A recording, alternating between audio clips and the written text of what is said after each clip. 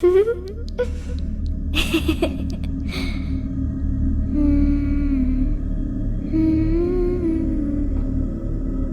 कहानियां ऐसी होती हैं जो हमें यकीन कराती हैं किसी के ना होकर भी होने का। एक और ऐसी ही कहानी मैं लेकर हाजिर हूँ तेजस्वी AJS क्या है 360 पर। कहानी का नाम खिलौना बना खलनायक। ये कहानी के शुरुआती दौर की घटना आज से 3 साल पहले की है।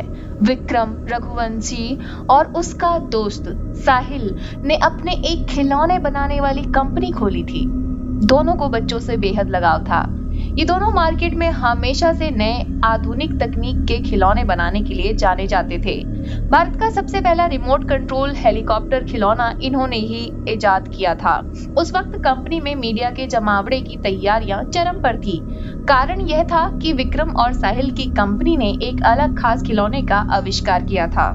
इस खिलौने की खासियत यह थी कि यह खिलौना मात्र एक मामूली खिलौना नहीं बल्कि बच्चों को लुभाने का जरिया था।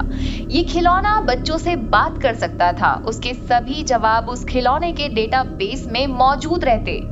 इसे एक तरह का छोटा रोबोट की तर्ज पर देखा जा रहा था।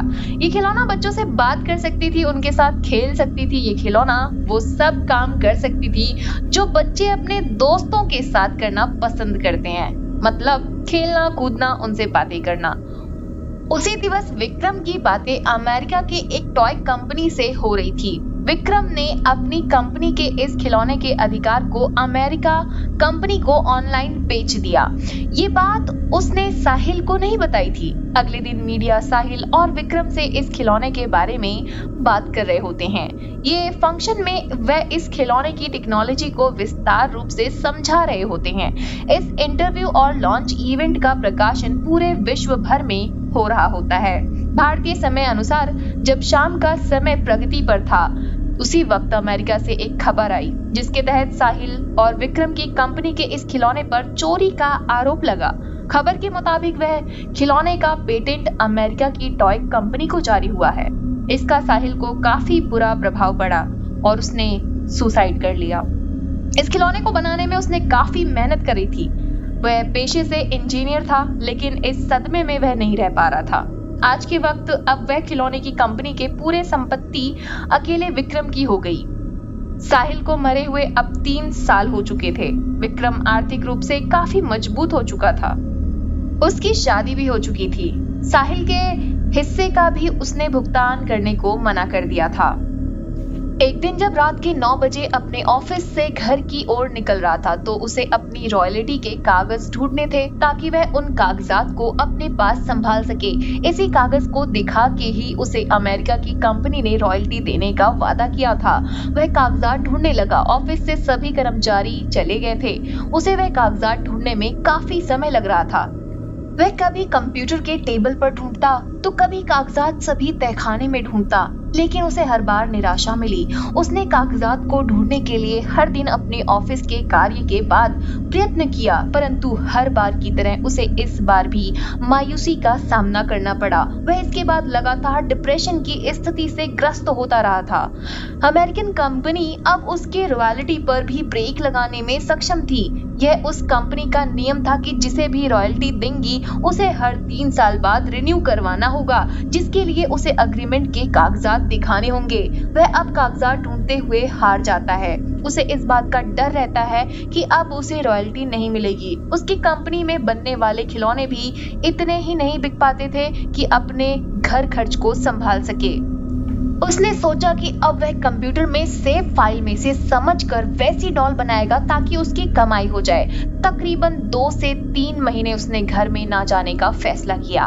उसने अपना फैसला अपनी पत्नी को बता दिया था। इस 3 महीने में उसे अमेरिकी कंपनी से मैसेज आ गया था कि वह उसे अब रॉयल्टी नहीं दे पाएंगे। यह फैसला उसके लिए हैरान कर देने वाला नहीं था, क्योंकि इस निर्णय से वह पहले से ही वाकिफ था।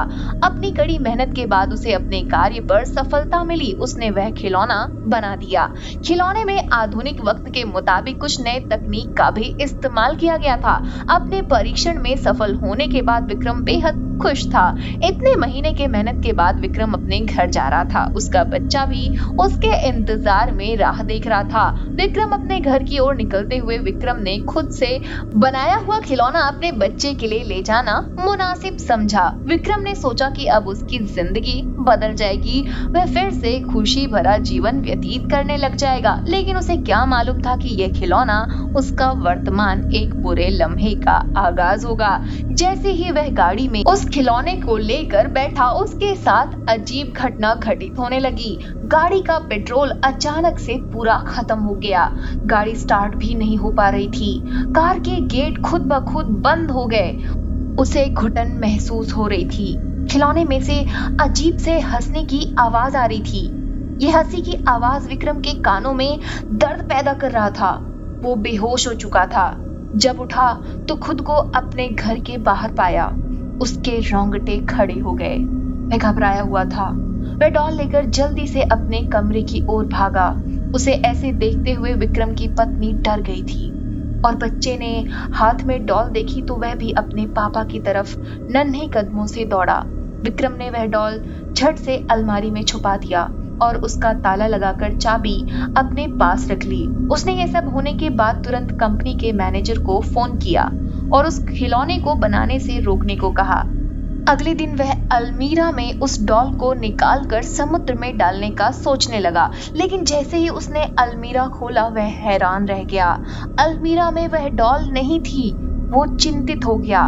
वह जल्दी से तेज रफ्तार में भागा। वह अपने बच्चे को ढूंढ रहा था। उसे जो डर था वही हुआ। उसका बच्चा उसी डॉल के साथ खेल रहा था। विक्रम ने अपने बच्चे से डॉल खींचकर और वह डॉल उसके हाथों में आते ही वही अजीब हंसी के साथ हंसने लगा। मेरे से पीछा नहीं छुड़ा पाएगा विक्रम। मेरी मेहनत को तूने चंद पैसों के लिए बेच दिया। ये आवाज किसी और की नहीं बल्कि साहिल की थी। विक्रम काफी डर चुका था। उसने वह डॉल समुद्र में फेंक दिया। लेकिन इसके बावजूद साहिल की आवाज सुनाई दे रही थी। ये आवाज उसके कानों में गूंज रही थी और उसे पागल कर रही थी। लगातार ये हंसी सुनकर वो हमेशा हमेशा के लिए पागल हो गया। वीडियो को लाइक, शेयर और चैनल को सब्सक्राइब कर लीजिए ऐसे ही और हॉरर स्टोरीज सुनने के लिए।